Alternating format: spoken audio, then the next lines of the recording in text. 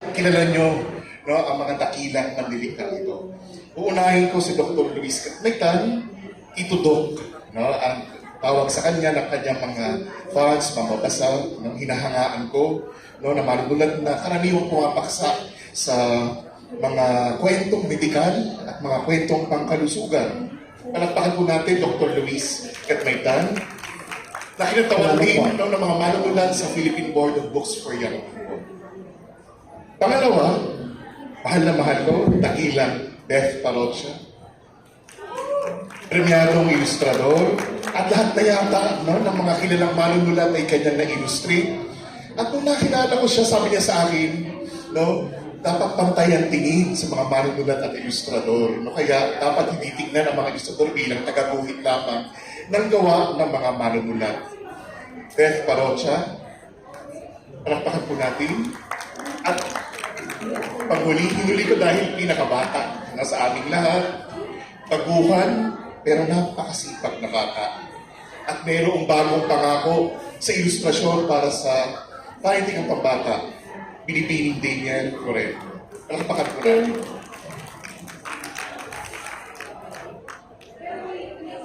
Una, no, gusto ko munang ipakilala yung paksa natin ngayon.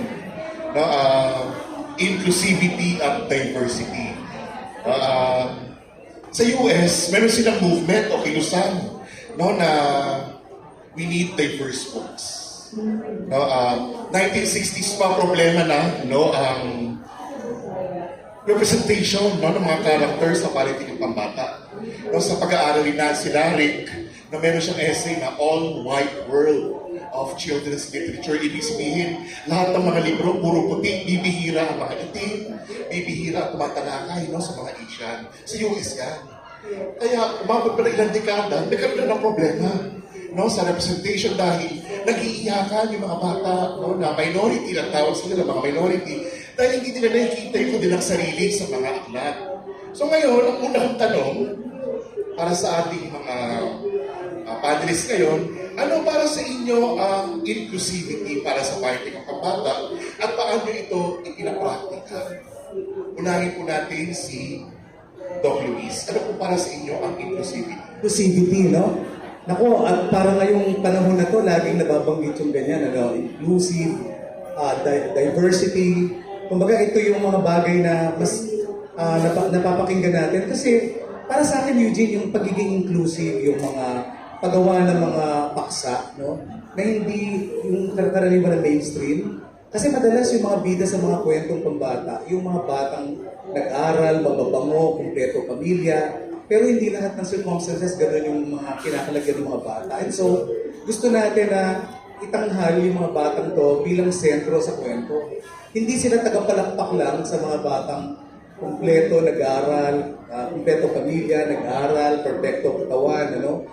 Gusto ko na sila naman ngayon ng pakinggan natin yung kwento at for once, ito namang mga kids na sinasabi natin nasa normal circumstances, sila naman ang sumaksi dito sa mga kalagayan ng mga bata. So, and I think that's being inclusive. Yan. Maraming salamat po, Doc Luis. Bago natin pagpatuloy ito, no, gusto kong ilatag sa inyo at sa lahat yung problema sa politikan at pahinting ng pambata sa pangkalahatan, no, hindi lang children's day. No, sa pag-aaral ng mga kritiko, no, ang politikan daw natin ay lagi nakasentro sa Maynila, sa Luzon, sa mga Tagalog, sa mga nag-i-Ingles, sa mga heterosexual, sa mga yung mga middle class, no? Paano po natin bibigyan ng pagkakataon ang karanasan at kultura ng mga hindi ko nabanggit, no, na uri at klase? Beth. Sobra akong natutuwa sa ABC Educational Center dahil ang kanilang publisher ay si Mary Ann Ordinario ay talagang tumatalakay sa mga katulad ngayon pinakabago namin ngayong libro, yung Dinala, yung sa kultura talaga ng tradisyon ng mga iba't ibang parte ng Pilipinas, katulad din ng sa yung isa pa naming libro, Ulol. ulul na tumatalakay naman sa kultura ng mga taga-Norte. Kaya nabibigyan tugon yung pangangailangan ganito. Oo. Maraming salamat. Maraming salamat. Mamaya papalaligid ko pa. Dok, please, meron pa tayo sa tabi. Hindi, parang gusto kong idagdag na mahalagang marinig natin yung mga kwento, no? Yung mga voices from the regions. Kasi nga normally, madalas, nanggagaling ang mga kwento sa Maynila, kaya laging merong term na Imperial Manila, no? Pero actually, wala namang monopoly ang isang lugar sa ganda ng kwento. Maring manggaling ka sa pinakamalayong isla o pinakaliblib na barangay sa Pilipinas, pero kung hawak mo isang magandang kwento, ito ay may pagkakataong, makilala, mabasa, and ay siguro mahalaga nga na kapag gumagawa tayo ng kwento, maging very personal tayo kung saan ka man nanggagaling na kultura, no, o tradisyon, dahil sinasabi what is most personal is most universal. So gusto ko yung mga kwento hindi lang galing sa Luzon o sa Maynila, kundi Visayas, Mindanao, at kahit sa mga islands natin, sana represented sa mga stories. Maraming salamat. No, nabanggit ni Ma'am Beth kanina ang ABC Educational na nakabase sa Kitapawan, kung di ako nakamali sa Kitapawan. Ngayon naman si Danielle ay mayroong dalawang aklat na pinapublish na Corditex sa Cordillera, UP Baguio. No, at ang pangalawa naman ay ang aklat Alamid. No, so, Danielle, no, napakapalad mo, pinibigyan mo ng pagkakataon ng tinig at mga kwento no, mula sa mga rehiyon. Paano mo pinapraktika ang inclusivity at ano ang masasabi mo rito? Hello? All right. So first of all, good afternoon, everyone. So thank you for coming to our talk on inclusivity. And Sir Eugene, yung question mo regarding inclusivity, I think I have a few photos to show them. So if you could show a few photos on screen regarding yung a few of my books, just to give context on inclusivity. Next po. Ma'am Beth, yung mga books ni Ma'am Beth. Opo, ABC, ito po yun. Okay, next. Next po. Diba? Ayun, okay. So, to give a little context on inclusivity, I had my first 2 books in 1 year. Well, first 2 book deals in 1 year. Yung publishing time was a little bit, because of the pandemic, was a little bit moved, diba? But I would like to talk about this book. The very first book I did illustrate under the Corditex project. So when we think about inclusivity, we're thinking about the proper representation of Filipino children. And I do agree with Sir Eugene, no? When we have children's books, in the survey of a lot of children's books we see today, daming mga stories that even our kids are not familiar with here locally. For example, I would ask my kids, who's your favorite character? Si Cinderella, si Snow White, si Robin Hood. Are there other characters that you remember? Because when I grew up with the books of Kampara Dandan, Albano. May character siya eh, yung para siyang usapang Adorn House. You can see it in Sintilando, Opating yung Ma'am Beth. So I grew up with that series. So I remember yung mga stories na to. But the children, they don't remember. So I was thinking that in representation, even in our own myths, diba, and fantasies, we have these kind of stories that we should try sharing to the world. So let me go back to why this book was very important. This book was actually written by cultural bearers. So yung mga writers ng Corditex project, so here's a few of my early illustrations. I was still finding my style. I was still finding what I wanted to do. So yung early illustrations for the Baliktanes Daklo. And we were having parang discussions with an anthropologist, Dr. Ikin Amares. And because of her, we were able to understand weavers as storytellers. And this kind of representation in indigenous communities are very important because children now know that this actually exists. Can I show you next slide, Bob? Next. Yun. So, ang dami kong research regarding this. The children of Nanang Palinga, so Palinga is a province, is a community, it's a province and indigenous peoples located in the Cordillera regions where I'm from. A lot of these children they kind of forget din yung mga nag-migrate, especially children that migrate. they kind of forget a bit of their tradition. So yung goal ng Cordytext was to bring the tradition back to the children from the stories of the cultural bearers. So yung mga weavers, they're the ones who wrote these stories. And I think, medyo long na yung explanation ko, I'm sorry, pero I think for me, inclusivity is having that kind of representation, especially in indigenous peoples here in the Philippines. Okay, no? Napakaganda ng sinabi niya na kailangan ng matibay na pananaliksik at maingat, no, na pag-represent, no, ng mga indigenous o katutubong kultura. Babalik tayo kay Ma'am Beth at kay Danielle, no? Ano ang may papayo ninyo sa mga illustrator kapag bibigyan sila ng mga kwento na hindi nila kultura? Anong anong uri ng saliksik ang dapat gawin ng isang illustrator para hindi magkamali sa pagguhit? Ay kailangan malalim na saliksikan. Katulad nga nung nalaman ko lang lately na ang kulay blue pala na yung tela na may mga burda ay bilaan. Akala ko all the while it was Tivoli. So, kailangan talaga. Tapos, kung mali yung idodrawing mo, ang mahal-mahal ng printing, tapos mali yung gagawin mo, nakakahiya at nakakapanghinayang. So, talagang bilang book illustrator at gumagawa ng children's books, kailangan talaga nating malaman sa liksikin. Dahil mga teachers tayo tayo yung mga guro na kaya nga lang ay dumadaan sa proseso ng paggawa ng children's book illustration, children's book.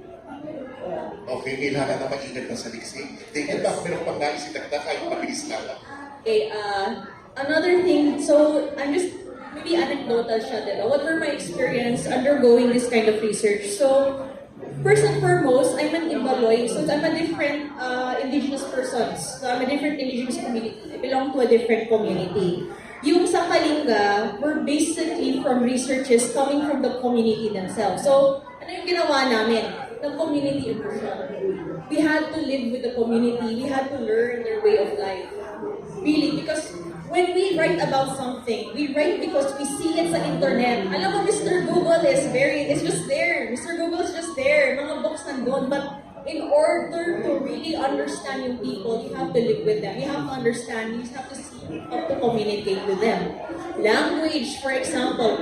You know, from the survey of Philippine books that you see today, ang daming mga books na dual languages, but now are multilingual. For example, I'm going to shout out din yung Aklat na Langit, which is a publishing house that has multiple languages, not only in Tagalog, Filipino, and English, but also in mother tongue. And I think mother tongue should still be part of our education, especially for children who should know where they're coming from. Yung salitang pambayan, we need to cultivate that in our society. So when it comes to research, hindi lang siya yung pag-google, hindi lang siya yung pagbasa. Really go to the community, ask people around. Human resources, diba? You should know how exactly they would live and look. So I think that would be the most or the best we can really do sa pag-research. Maraming salamat. Kailangan talaga bilang illustrator na pumapaksa sa kultura, mahalaga kung sa research, pakikipamuhay sa mga komunidad. Immersion na tinatawag. Doc Luis, ang dami mo ng mga aklat na pumapaksa sa Mindanao, sa Marawi, mga disability. Tulad din ba ng mga illustrator, kailangan din ba ng immersion na tinatawag para sa pagsusulat ng mga kwento? Sa tingin ko, mahalaga talaga yung immersion at saka yung research, no? Kasi walang excuse dun sa hindi nag-research, no? Lalo na kung hindi ka galing sa kultura na yon, tapos pakikialaman mo yung kultura, baka ma-offend mo sila kung hindi ka gagawa ng malalim na saliksik. Gusto kong gawin siguro case in point, ito pong kwento ko na isa chapter book, Masela ng Tanong ng Batang si Usman. Tungkol po ito sa Marawi crisis, no? Dalawang batang nagpakwit mula sa Marawi, tapos kukwento nila. Ngayon parang, ano yung karapatan ko na magkwento nito? Hindi naman ako Maranao. Hindi din ako nanggaling sa lugar na yon, ako'y taga Maynila. Pero nakita ko kasi, napuntahan ko yung Marawi. Nung nandun ako sa Marawi, lahat yung mga pagkain nila, yung mga practices nila. Para yung tanong ko, kinukunan ko ng litrato, yung mga bagay-bagay dun sa Marawi, dahil mahilig nga rin ako magkuha ng litrato.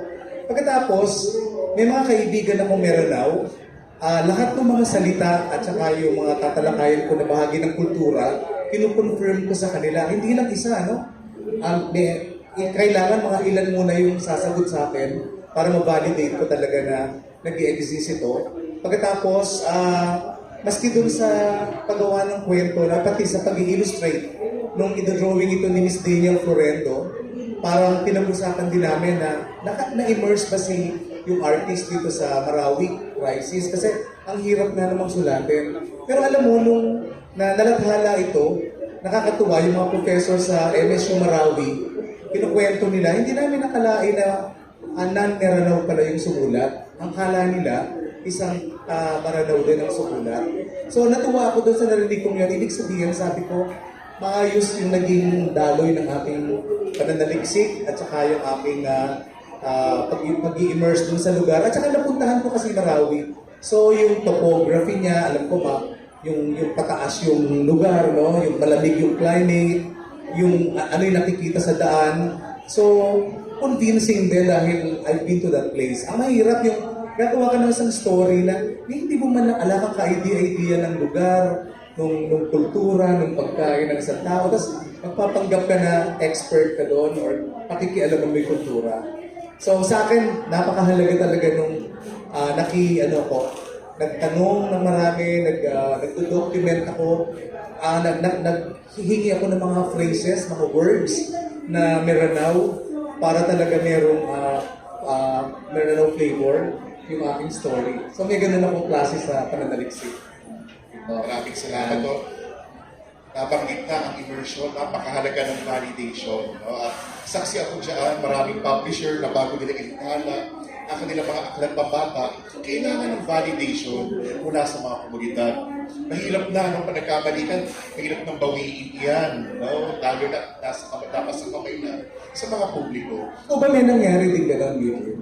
Sorry, alam ko ikaw yung moderator, pero sa karanasan mo kasi napakaraming mong aklat na nasulat, no? Tapos nagtuturo ka sa university ng children's literature. Sa mga ginawa mong mga aklat, meron ka bang gano'n na nagsulat ka mula sa ibang kultura? At paano mo ito, in-address yung ganitong concern?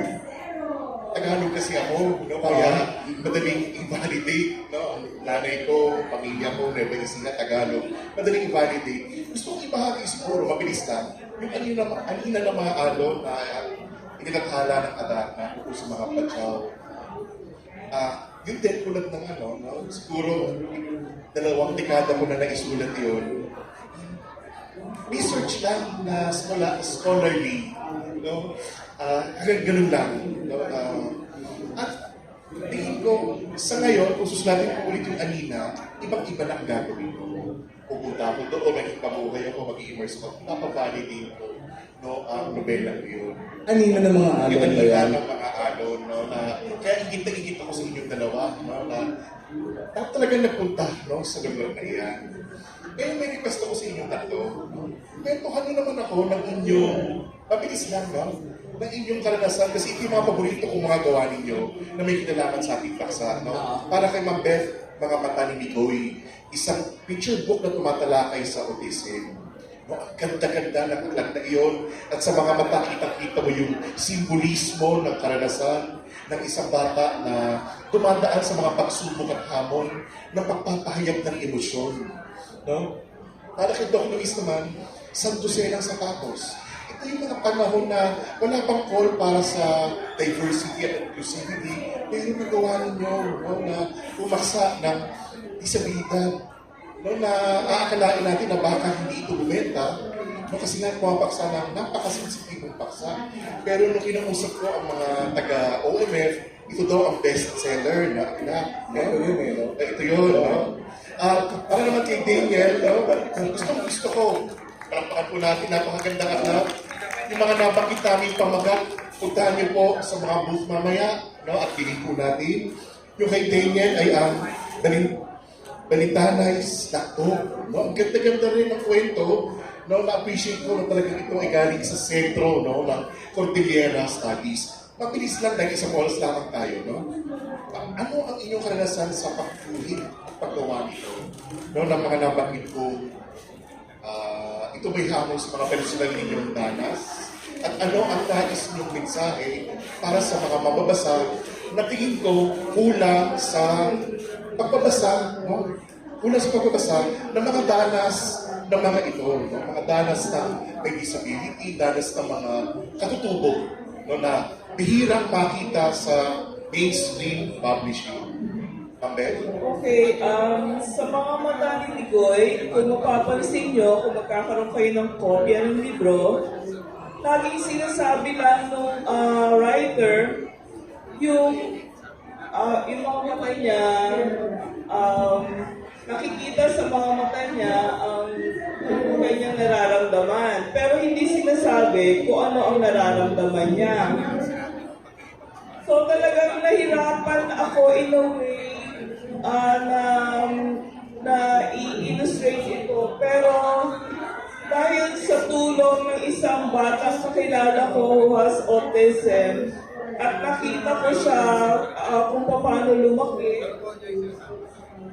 somehow, sumailalim ako dun sa proseso niya as a child growing up with autism. At yun yung inilagay ko sa kanyang mga mata. So kung mababasa niyo tong librong ito, iba yung nangyayari dun sa pang-araw-araw na nilagay ko using a different color. At iba pa yung nangyayari dun sa kalooban niya, again, using a more colorful color. Dahil ito yung mas buhay sa kanya, yung nasa sa loob. Kaya mas colorful yung ginawa ko. Hanggang sa huli na dumating na siya sa point na kung mawala na siya at naging na self-realize na siya. Ayun. So, yun lang. Mahalaga talaga na meron kayong sariling karanasan, sariling danas, sa kung ano man yung ginagawa nyo. At kung wala man talagang importante ang research. Oo. Para maintindihan nyo. Kasi most often than not, ito mga dinodrawing na ito as emotionally connected din more than anything else.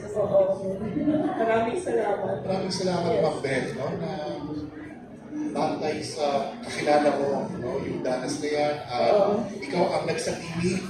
Nagsatimik ng kanyang karanasan at ibahagi sa maraming bata. No? Para, syempre, kaya natin ito ginagawa, para mapalaganap ang pagkilala, ang pagtanggap, yung understanding. Yun naman talaga ang layunin ng inclusivity. Maintindihan natin yung kanilang danas. Through the pictures that we do. Yes. Maraming salamat po. Ma'am Beth, follow-up question lang. Paano kung hindi ka bahagi ng kultura o danas na iyon? Nasabi mo, pwede naman mag-research. Hanggang saan ang hangganan ng research? Mas maganda ba na ito ay ini-illustrate o sinusulat ng isang tao mula sa isang kultura o yung nakaranas mismo ng kulturang iyon? Masaya na kung ikaw ay nakaranas nung kung ano i-illustrate mo, pero pwede rin naman na kung i-immerse mo yung sarili mo, makita mo kung ano yung pinagdadaanan nila sa araw-araw, maaano ka rin mahahata ka rin especially if it's emotionally connected. Okay? Napaka-importante kasi yung magkaroon ng hatak. At ang hatak na yun ay yung hatak na mapupunta dun sa malulundagan, yung reader and the book becomes one. Okay, in understanding what the character is going through. Yun, napaka-importante yun. So, kailangan talaga for the illustrator and the writer to really do the research para malundag na yung emosyon na yun at danas. Napakaganda. Natandaan po natin kapag ang mababasa at ang libro ay naging isa, tagumpay ang ating pagbibigay ng mensahe. Maraming salamat po. Doc Luis, no, kaugnay sa inyong karanasan sa Santo Suyo ng Sapatos, bakit niyo sinimulan ang ganitong kwento? Naramdaman niyo ba na meron tayong pagkukulang sa pagkukwento ng mga disability at abilidad? No? Parang nakikita ba talaga ng mga batang Pilipino ang karanasan ng iba? No? Nasa poster natin ngayong ang Aklat Pambata daw ay salamin. Nakikita nila ang kanilang sarili sa mga aklat. Napakahalaga din doon, ang mga aklat ay bintana para makita ang karanasan ng ibang mga bata. At pangatlo ay pintuan. Nakita nila ang labas, pupunta sila sa ibang espasyo para danasin at makipamungkay at makipag-ugnayan sa ibang kultura. Kaya Doc Luis, napakatagumpay niya, isa sa mga dakilang aklat pambata ng ating bansa. Maaari niyo bang ikwento ang genesis ng iyong pagsusulat? At paano ito nagsimula, itong Santo Suyo ng Sapatos? Growing up, marami akong mga kalaro minsan na may mga disability, Meron yung iba-ibang klase ng disability. Meron yung bulag, Meron yung may kulang sa kamay, sa paa, ilay, gano'n. So, ang dami. And then, lagi-lagi, maraming tao sa paligid na merong nakikita ako na may disability at napaka-hostile ng mga tao. Kung ano yung disability mo, yan ang itatawag sa'yo. Kunwari, bulag ka, bulag ang tawag sa'yo. Kapag pilay ka, yun pang itatawag sa'yo, pilay, di ba? So sabi ko, napakalupit naman nung ganung lipunan na kung ano yung kahinaan mo, yun pa yung pinagkakadiin-diin sa'yo. Halimbawa, kaya nung nakapunta ako ng Japan, meron training nun yung ang UNESCO, Ang nakita ko sa Japan, ang respeto nila sa mga people with disability, ganun na lang kataas. Kaya nung bumalik ako lang, sabi ko, siguro mahalagang makagawa ko ng isang kwento. Pero ang nagkamatalakay sa disability, pero ang pinaka-impetus nito ay nung nagkaroon ako ng pasyente, na naputol yung isang paa. So, nag-isip ako ng what if. Ano kaya kung ang tatay nito ay isang sapatero? Hindi ba kung shoemaker yung tatay, ang best gift na pwede na ibigay sa anak niya ay gawa siya ng sapatos? Pero kasi dun sa totoong sitwasyon, ang putol sa bata, isa lang paa, may isa pa siyang paa. So sabi ko, maigagawa pa rin siya ng tatay niya ng sapatos. So what if, sabi ko, ipinanganak na putol ang dalawang paa ng bata sa story. Paano ngayon gagawa ng sapatos si tatay para sa kanyang anak? So doon papasok yung i-imagine niya yung lumalaking sukat ng paa ng bata hanggang sa umabot siya ng 12 years old, At gagawa siya ng 12 sapatos na hindi niya pinapakita at sa dulo na lang matutuklasan ng bata na iginagawa para siya ng sapatos. So, itong kwentong to ay alay ko talaga sa lahat ng mga kababayan natin, mga hindi lang bata, kahit mga adults na nagkaroon ng mga kapansanan, meron tayong mga kababayan na may hard of hearing. Nakakatuwa nga ngayon yung libro ni Bambi Rodriguez, yung Mayas, yung Super Maya is tungkol sa isang bata may hard of hearing. Gusto ko lang ipakita lang din yung ilan. Yung kay Ogie Rivera na Silef ay tungkol sa batang may dyslexia. Kaya Silef Felix ang ibig sabihin nun. Yung kay Russell Molina na kwento ang Magic Silya ni Titoy ay isang bata din na may disability na nakasakay sa wheelchair. Kaya Magic Silya. Ang 10 pataas, 10 bababa ay tungkol din sa batang bulag na binibilang niya kung paano 10 hakbang nasa toilet na ako. 12 hakbang paatras nasa kusina ako. Nang gano'n. And then yung Santo Suyo ng Kuya rin ay, well, ito naman medyo ibang topic. Yung sa kanya naman ito ay mga batang nasa orphanage. Pero ang daming pwede, itong pambihirang group na Raquel, kwento na isang batang nagka-cancer, may leukemia, nakalbo siya. So nagsuot siya ng iba-ibang wig, para mag-cope sa kanyang cancer. Ang batang aboy named Ibrahim ay tungkol sa faith ng isang Muslim boy, kung paano sila magdasal, kung ano yung kultura nila, Itong kwentong gustong mag-aral ni Sula ay isang Tiboli, na gusto niya mag-aral. So dito yung kwento ng mga, minsan kasi hindi na-educate yung iba. So itong batang to, andun yung ardent desire niya to learn. Meron ding kalambing, kwento ito ng kay Ogie Rivera rito. Kwento ng isang kalabaw, kambing na gustong maging kalabaw. Okay? Meron na siyang parang identity crisis, ano? Or, tapos, si Tito Pundido, eto may disability rin to. Nakakita mo ba kayo ng alitap-tap na hindi umiilaw ang puwet? Wala siyang ilaw sa puwet, no? So, ginamit niya yung insekto, no? Para ipakita yung disability. Itong pinaglihis sa labanos ay isang kwento naman ng batang adopted. No? Isang batang ampon na ipinaglisa sa labanos kasi siya yung pinakatisay sa magkakapatid na lahat kayo banggi ang kulay na magkakapatid pati adoptive parents niya. Napakarami pa, no? Isang harding papel tungkol to sa isang batang ang kanyang nanay ay naging bilanggo dahil sa political detaining at dinadalo ng bata. So makikita mo, sa lahat ng mga pinakita kong halimbawa, ang mga batang to ay nasa kakaibang circumstances na gusto ko maipaunawa sa mga bata na wala sa ganung circumstance na maging sensitibo sila na may mga kalaro kayo, kaklase, na ang tindi ng dinadaanan nila hindi kagaya ng charmed life na meron ka. So I think nakakapagturo itong mga librong to ng mga bagay na magpapatatag sa kanila bilang human being na mas mabuting tao pagdating ng araw. Doc Luis, maraming salamat sa iyong review of related literature. No?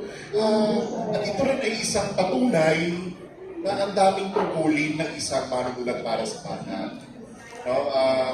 Ang palagi namin paulit-ulit sinasabi, mahirap magsulat para sa bata. Bakit mahirap? Dahil ang dami naming tungkulin, na dapat natin isagawa para pagsilbihan ang lipunan. Hindi lamang ang bata, kundi ang lipunan. Danielle, pasensya na mga madadaldal kami tao, no? Okay lang po. Isa sa mga nawa ni Danielle ay ang Pongpong Ginagbo, no? Ang Ilocano folk song.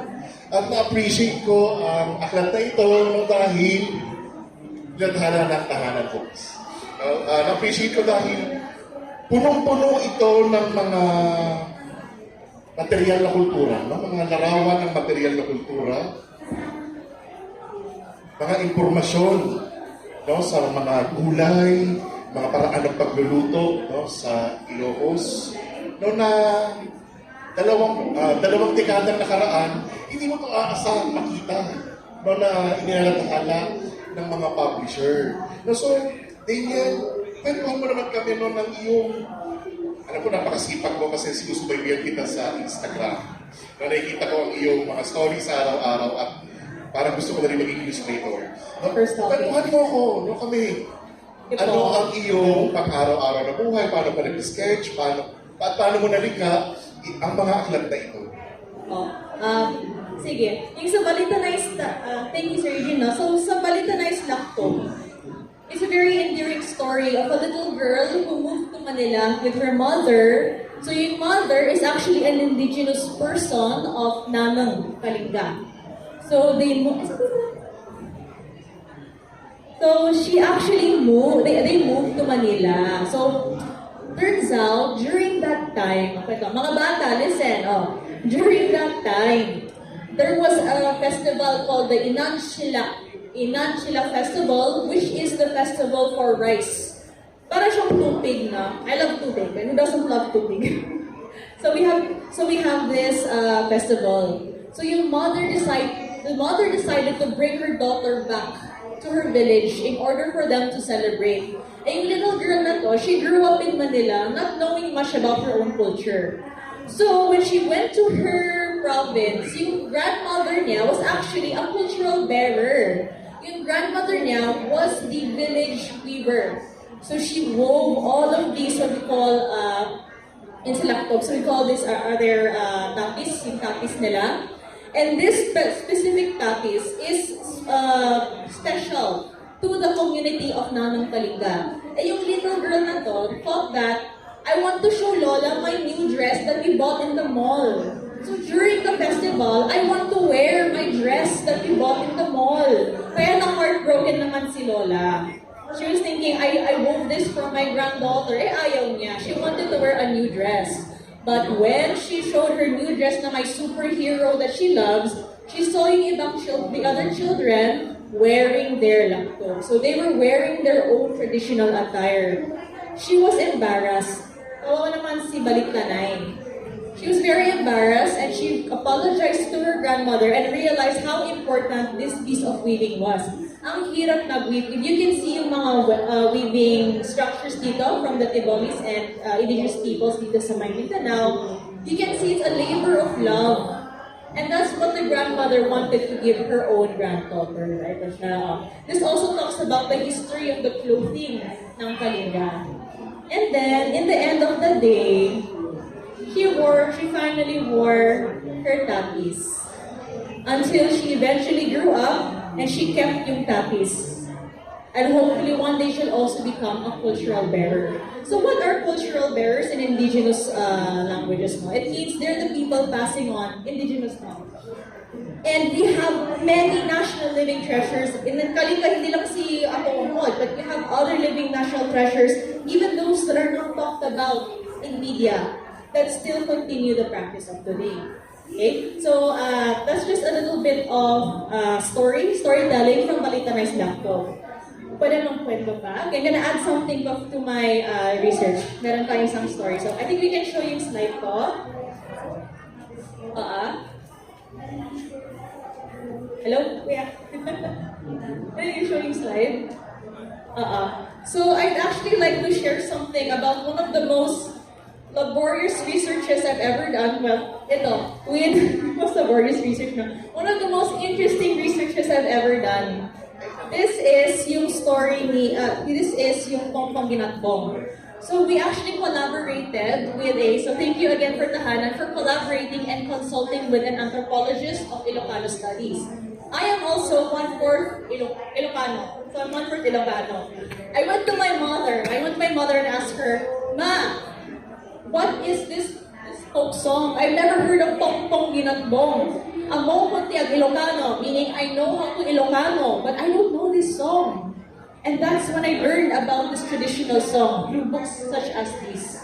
Even yung mga details. So down here, I have every little detail sketched out. What's inside the house of an Ilocano tradition, a traditional Ilocano house.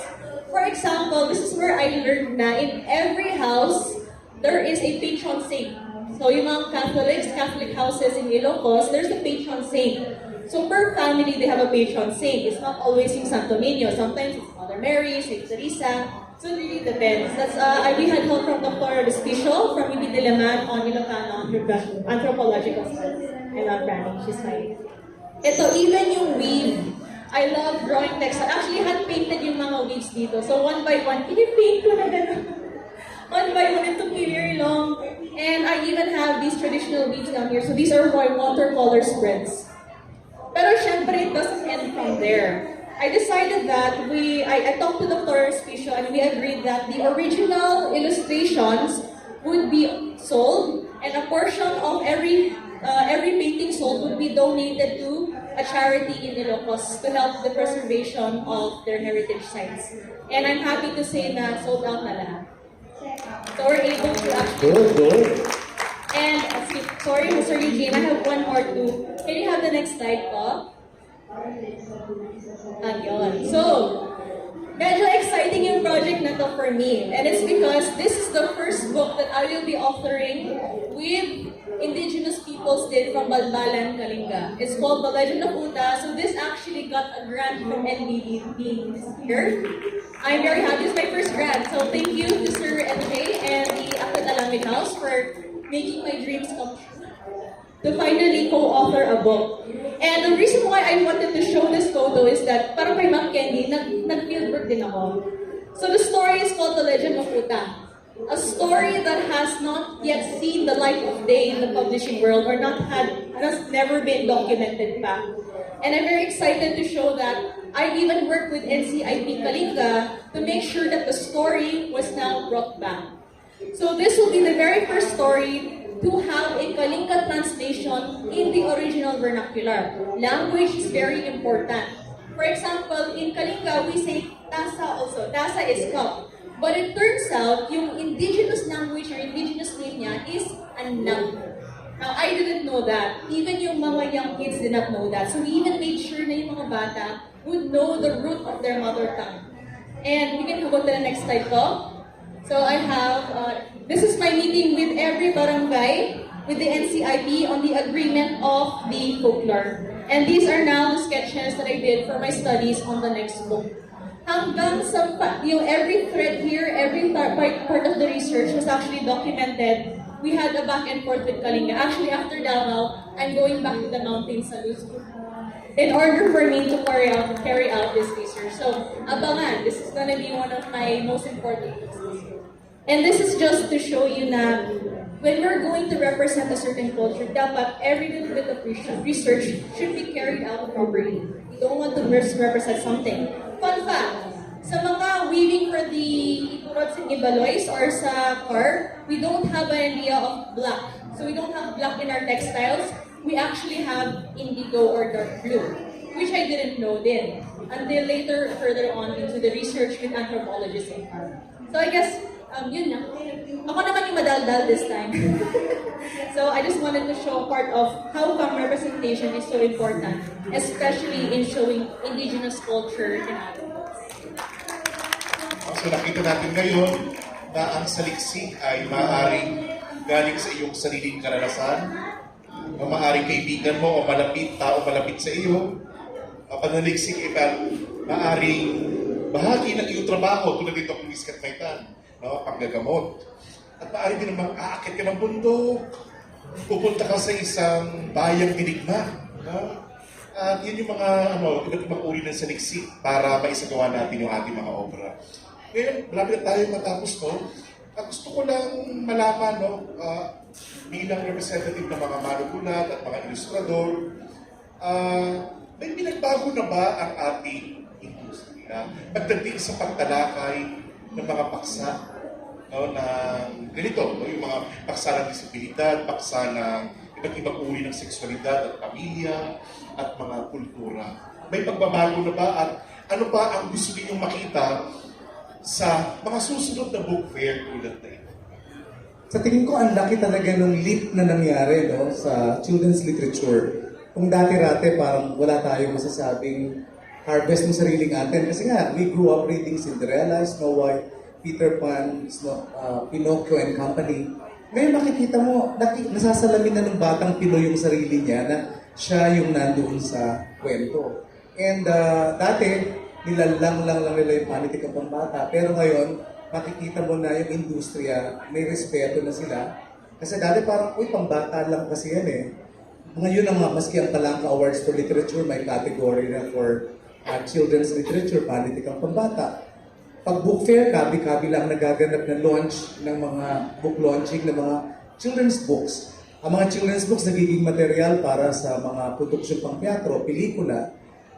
Ang daming, ang laki-laki nung pinagbago ng industriya. Kaya, pati sa mga topics, no, yung mga tema, paksang tinatalakay, lahat ngayon, actually, wala na ako nakikitang tabu, no? Kahit yung mga LGBT concerns, nadidepict na sa story, may mga lumabas na tayong kwento na dalawa ang nanay niya, dalawang tatay niya. Tapos, mulat yung mga bata, ang poverty, tinatalakay, ang marital separation, marital discord, tinatalakay, ang gera, ang incest. Si Olgie Rivera, may kwento siya on online sexual exploitation and incest. Tinalakay, pati si Narede Villanueva. So I guess, pag tinignan mo, napaka-diverse, no, ng mga topics. Yung sinasabi natin, inclusivity and diversity, makikita mo dun sa mga tema. Si Sir Jerry, kahapon katabihan, nakakwentuhan ko, gumagawa siya ng kwento tungkol sa climate change. In fact, mga informational storybooks, napakahalaga din po. Dati-rati kasi, tinatawag nating ugly duckling ng children's literature ang mga informational storybooks. Pero hindi na po ngayon. Before, ayun ang sinasabi nung iba kasi parang ay kulang sa kwento. Pero ngayon, dahil hinahaluan ng kwento ang impormasyon, talagang exciting na ngayon din ang mga informational storybook. Kaya kung magdi-discuss ka ng tungkol sa ozone layer, yung discussion ng climate change na ganyan, ay sa tingin ko, ang gandang talakayan.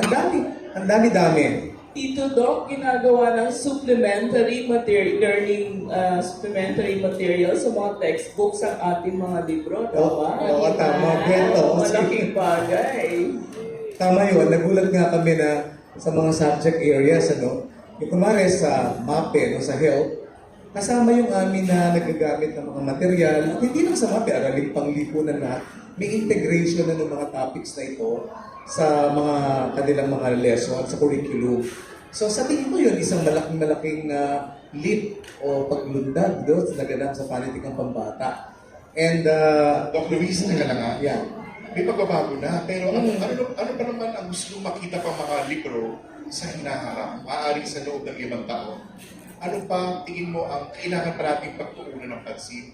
Kundi man tayo, kundi yung ibang mga publisher, no, o yung mga manunulat dito. Ano pang dapat natin kasi kasuhin? Oo nga, sa tingin ko dahil marami na nga tayong natalakay, kasi sa ibang bansa nakakakita ko ng mga books na halimbawa tactile books. Yung may texture yung libro, yung kunwari nasasalat mo yung mga yung may mga para sa mga may bulag, no, yung may mga blind members of the community.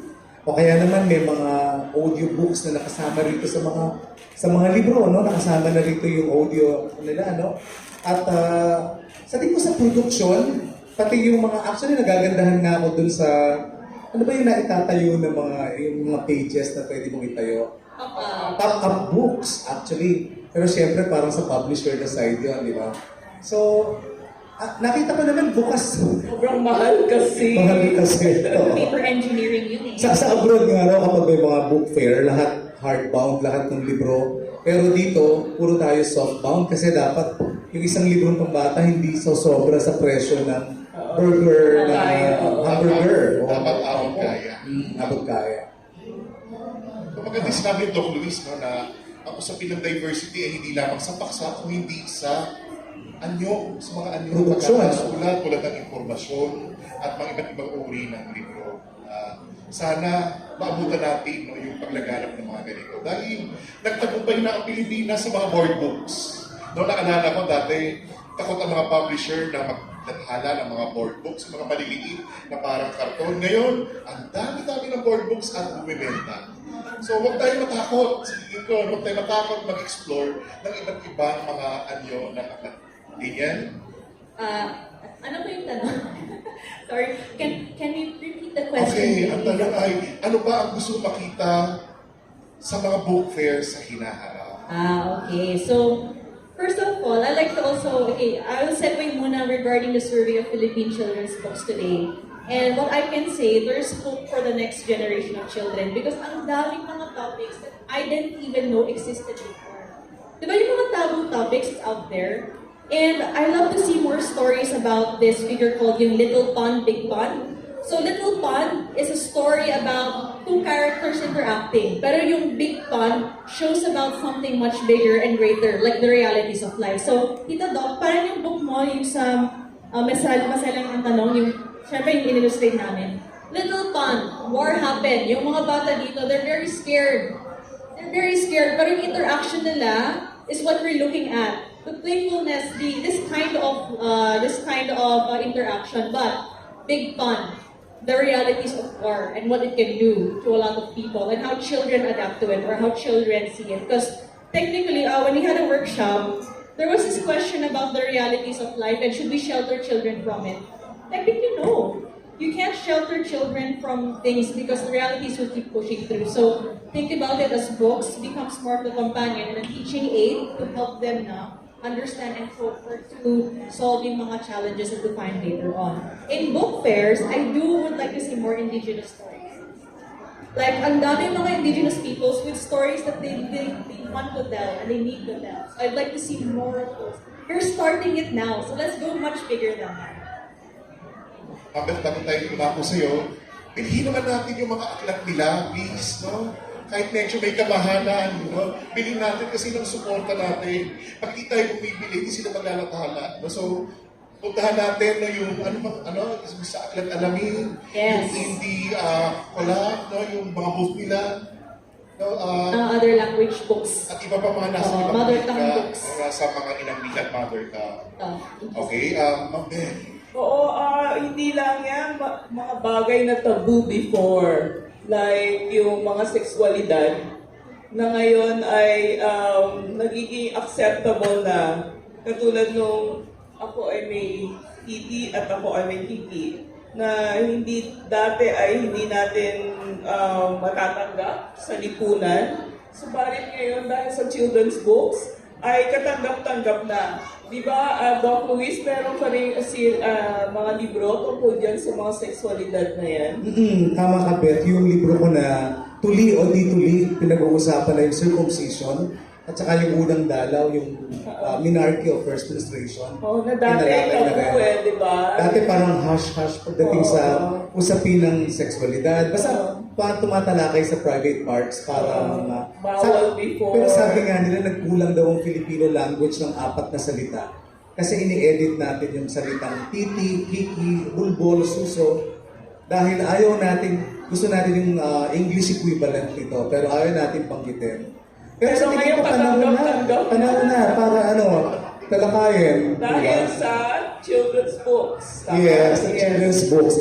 Si Beth nga yung kanyang libro, di ba yung libro yun, ako ay may titi, ako ay may kiki. Diretso. Diretso mo nang sasabihin, wala nang hiya. Wala na, no? Maraming salamat, Ma'am Beth, dahil sa katapangan ninyo, sa pagtalaki at pagkuhit ng mga pinakasing mga aklat, nabibigyan nyo ng inspirasyon ng ibang mga manulat at usunod na gayahin kayo at sundan ng inyong mga ginawa. Kaya nga, alam ko may mga susunod pa kayong proyekto na mas pangahas para sa sobrang mga... pangahas. Mas pangahas. Hindi ko alam paano mo dulundagin. Alam ko yun, nakabalitaan ko nung wala sa isang ibon. Okay, tayo ay mga kampiyon ng pagbabago. Kayo, lalo-lalo ng mga kampiyon kayo ng pagbabago. Bilang huling pananalita, ano ang nais ninyong paalala o kaya ay habilin sa ating mga nakikinig ngayon? Unahin natin si Beth, Danielle at si Dok.